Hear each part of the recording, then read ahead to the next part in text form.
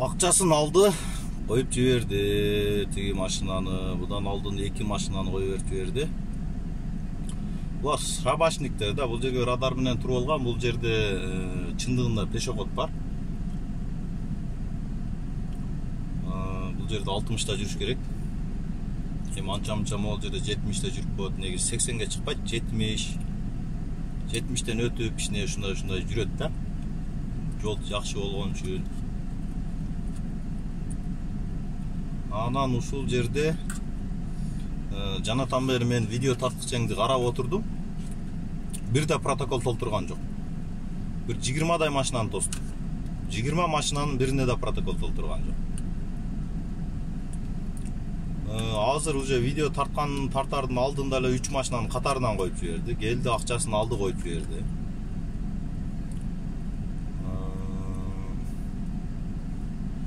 Бул Сокулук районунун Сокулук гаилердин кашалоктору да.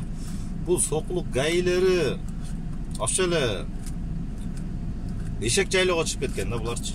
Эшек жайлоого чыгып кеткен. Баягы өткөндө эле бирөөсү жана сөгүнүп баягы клоун гаи деп жумуштан кетпедиби? Ошолор менен турган могул ошолордун эле шериктери. Булар дагы андан өткөн клоун. Мындай адам менен жакшы мамиле кыла албайт. Орой мамиле кылышат. Өздөрү деле мыйзамды жакшы билишпейт буларчы. Өздөрү деле мыйзамды жакшы билишпейт. Мейли турсун, турбай койбосун. Бирок мыйзамды биринчи өздөрү сактап туруш керек да. Себеби мен бул жерде көп жүрөм, булар өздөрү эремен тагынбай жүрүшөт, постоянно. Себеби бул район болгон үчүн негизинде бул гаилер район эмес эле шаардын ичинде деле баягы патрульныйлар күнү түнү мен жүрүп аткан кезде көрүп атам, бири дагы өздөрү эремен тагынып жүрбөйт. Өздөрү жол коопсуздугун сактабаган адам анан жөнөкөй жарандардан кантип жол коопсуздугун талап кылат. Анан жанагы Исраилов жөнүндө билесиңер да, Исраилов. Исраилов бул веганын адвокаты болуп алган. Жанагы жанында дагы бирөөсү бар. Жанагы Арбайган. Жанагы айтып атпайбы, түнү дагы 3 буттуну киргизели деп атабыз деп. Бул наглый эле аша чаап кеткендик да. Булар элден сурабай эле, элге талкууга койбой эле, булар кантип 3 буттуну түнү коюп башташат. Алардын баары негизи мыйзамсыз болгон. Бул башынан тендер башталгандан аягына чейин мыйзамсыз ошол мошенник, чиновниктер, мошенник, ошо веганын баардыгы өзү башынан аягына чейин эле бул мошенничество да, бул 3 буттуу камераларчы. Анан булардын мен көп байкадым, көп сураштырдым. Булар деген жанагы 3 буттуулар мисалы үчүн 100дө өтүп кетип атып дейт, тарткан болсо кайра кайтып келип дейт, жанагыга дейт 500 сом берсең, 200 сом берсең, жанагылар өчүрөткөн жана 3 буттууларчы. Жана оператордо отургандарчы. Негизинде мен ойлойм, бул ГОБУду, бул жол кайгыл кызматын 70%-ин жоопко тартыш керек булардын. 70%-ин камаш керек. Ошондо булар оңолот. Жана Исраилов менен жанагы замы бар, ошол экөөнү дагы камаш керек булардычы. Буларды камаганда да өмүр бойга камаш керек. Булар айтып атпайбы, кырсык азайды, эч кандай кырсык азайган жок. Булар точно статистиканы билишпейт дагы. Себеби булар вызып түшүп түшпөгөн. Азыр мисалы үчүн 50% население эч кандай вызывы жок эле, больницага барбай эле өздөрү бүтүрүп чечип алып атышат да. Наоборот, булар камераны коебу койбойбу, негизинде жол кырсыгы мурунку статистика кандай болсо ошондой эле болуп келатат. Эч кандай азайган жок, көбөйгөн жок.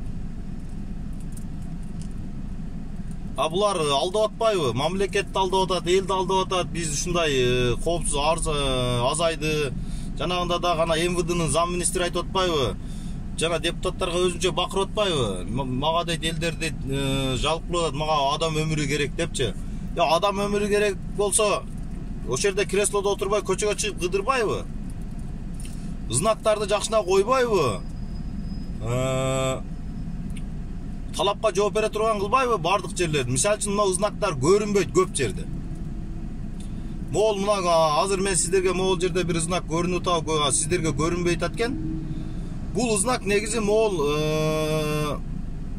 немеден 300 метр артыракта же 400 метр аркыракта туруш керек да. Бул именно ошол жана машина келип түшкөндө жана асфальттын уланган жери ошол жерге 10 метрби 5 метр жерге коюп койгон да. 60та келат деле тормоз тепсең 50де түшөсүң да ал жергечи.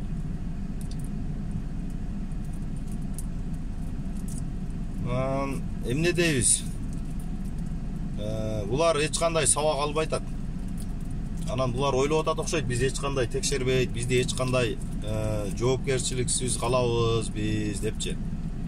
Мына азыр көрүп атасыздар, азыр мына видеодо эле уже канчалаган машиналарды тосуп атат, кайра кой берип атат, көрүп атасыздарбы?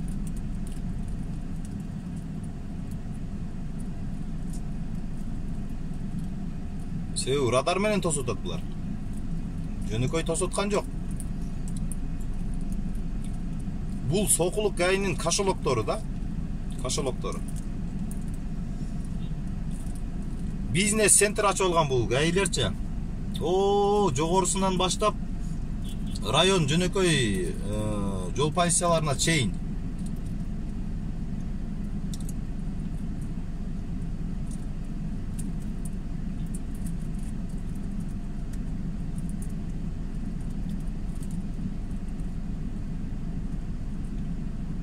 Негизи адамдар өзүбүз дагы талап кылышыбыз керек да. Ушуларга акча бергенден көрөктүү. Мамлекетке түссүн протокол толтургузгула. Протокол толтур деңиздер. Өзүңүздөр мыйзамды бузбай жүрүңүздөр. Эгер эч ким бардыгыбыз эле ушу мыйзам жолунда жашап, буларды мыйзам жолуна биз үйрөтпөсөк, булар үйрөнбөйт.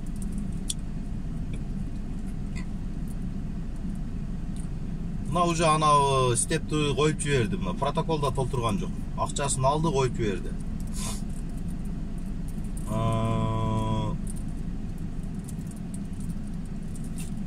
Азыр спринтерди дагы эмне кылат экен билбейм азыр.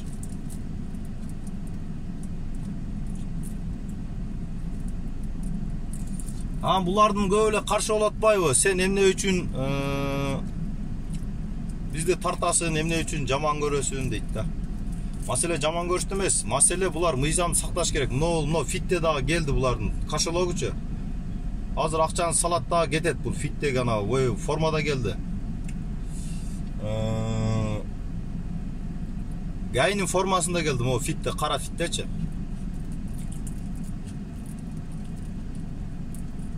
Бул чогулткан акчаларындагы булар мына мамлекеттик машинада алып жүрбөйт. Булардын специальный гражданский машинада кашалоктору бар, начальниктердинчи. Негизинде көбүнчө гражданский кийимде жүрөт булар, айтпадымбы, мына ак формада түштү мына. Бер жагында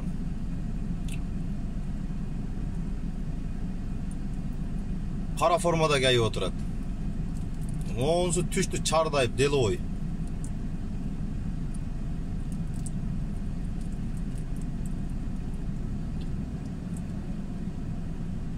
Азыр булар планды акчаны алат могул жерден. Кетет эришкен боюнча.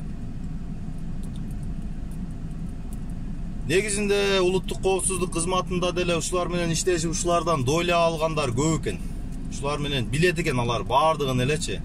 Прокуратура ким болбосун булар бири-бирине тамырлашып кетти да. Ошондуктан булар коркпой каалаган жерине туруп, каалагандай калчап бизнес кыла башташты. 30 жылдан бери бизнес жасап келишти буларчы. Бул жана бирөөсү звонок кылып аткан ошол кашалогун чакырды окшойт. Кел. Ушундай видеого түшүргөнүңдө эле кашалоктору келип сразу пайда болуп калат. Негизинде көбүнчө жанында турат машина менен кашалокторучу.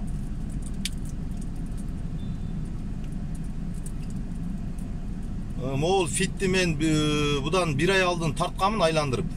Артынан кубалап да тартканмын. Ушул машина менен келип, могул айылдын кире беришине турган бул жердечи, Сокулук районундачы. Азыр айылдан кирип мына орто тушунда Шопок шаарында турат.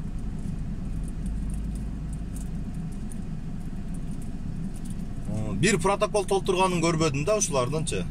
Айтып атпаймынбы, жана мен видео чыгар электен алдын 20дай машина тосту. Келип эле учурашып кетип атат. Мен булардан алды жака токтогондуктан аны артка карай тарта албай калдым. Артка карап тартканга туура келбей калды. Аны айланып бул жактан келдим, арт жагынанчы. Аны МВДнын министрлерге жана зам министрлерге, жанагы Вегага адвокат болуп аткан зам министрлерге айткым келет. Силер ойлоп атат окшойсуңар, эч кандай биз кылмышка тартылбайбыз. Ушул боюнча эле мурунку эски схемабыз менен эле жашап өтүп кетебиз. Жегенибизди жеп, ичкенибизди ичип депчи. Эгерде силерди мамлекеттик кызматкерлер өзүңөр тазалай албасаңар, силерди эл тазалап койгонго азыр мисалы үчүн эл ошого түшүнүп жетип калды. Бардыгын силерди тазалап жеткенге уже эл түшүнүп калды. Силерди органдар өзүңөр коррупцияга каршы тазалай албасаңар,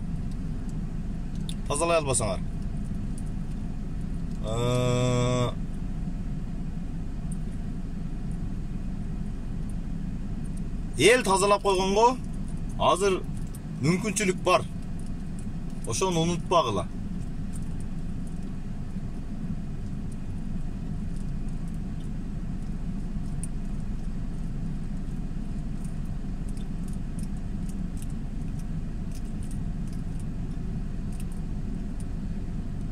Бул жанагы истеп мына жерде токтоду эле, суу алып келдирген окшойт. Магазинден суу алып келип бер деген окшойт. Мына суу алып келип берип кетип атат. Чагымда 71де 72де түшкөн да булчу.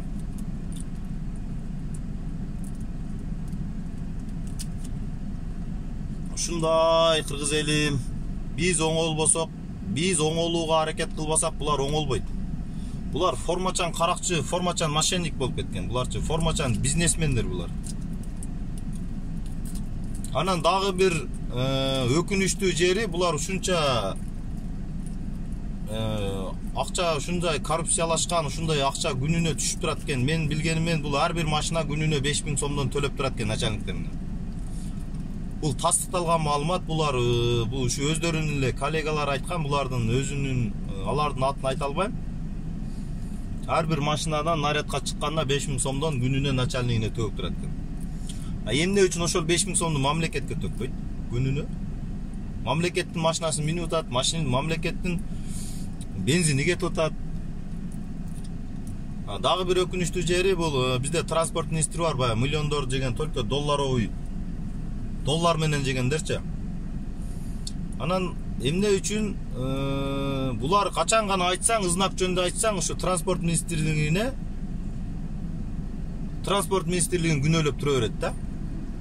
Эч качан өздөрүн күнөөлөбөйт булар. Биз айтканбыз, биз дегенбиз, биз жөнөткөнбүз дейт. Андан башка эчтеке дебейт буларчы. Негизинде мен ойлойм, мыйзамга киргизиш керек. Булар знактарды, полосаларды ушул гаилердин, ушулардын өздөрүнүн мойнуна илиш керек. Ошондо жоопкерчилик болот, ошондо ушулардан талап болот, ошондо оңолот. Ошондо на совесть иштей баштайт буларчы.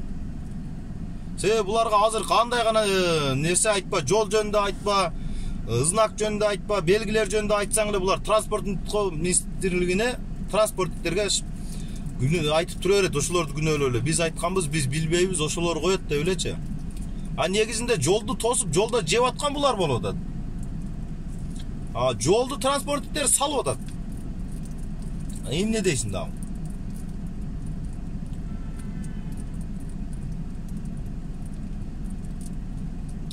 Чото кошелогун акчаны санап берип атат окшойт буларчы.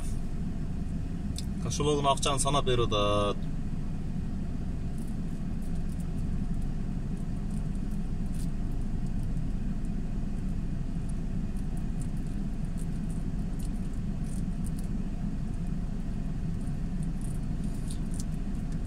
Мындай так даана айтканда булар ушул жерде туруп 1 саат туруп 50 машина токтосо, 50 машинадан 2 протокол дейли 3 протокол толтурушат. Калган 47 машинадан чөнтөк акча алышат буларчы. Минималный 200 сомдон 500 сомго чейин алышат булар. Средний 300 сомдон эсептегенде 40 машинаң эле 12 000 сом болот. Bular 1 saatte 12 000 so'm иштеп берет ушул жерден. Себеби мен булар менен көп чабышканмын. Ушундай келип токтосом, видеону өчүргөндөн кийин келип айтат да, сен биздин 1 саат убактыбызды алдың, сен биз 1 саатта план толтуруп уже кетип калат элек дейт да.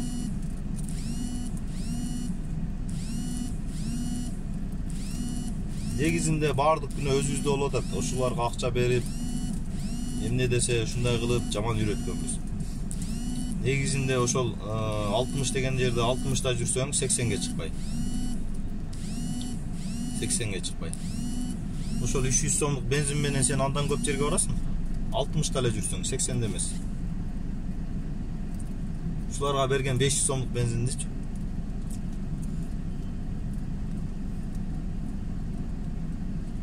Кашылоо кетип калды окшойт, жанагы фит.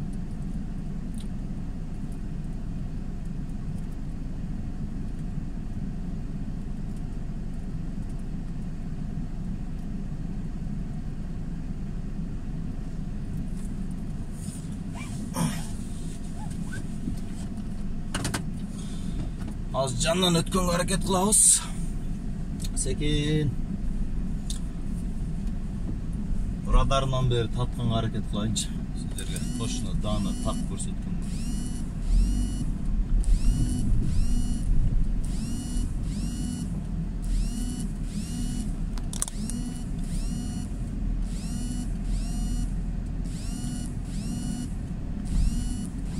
МВД 0515.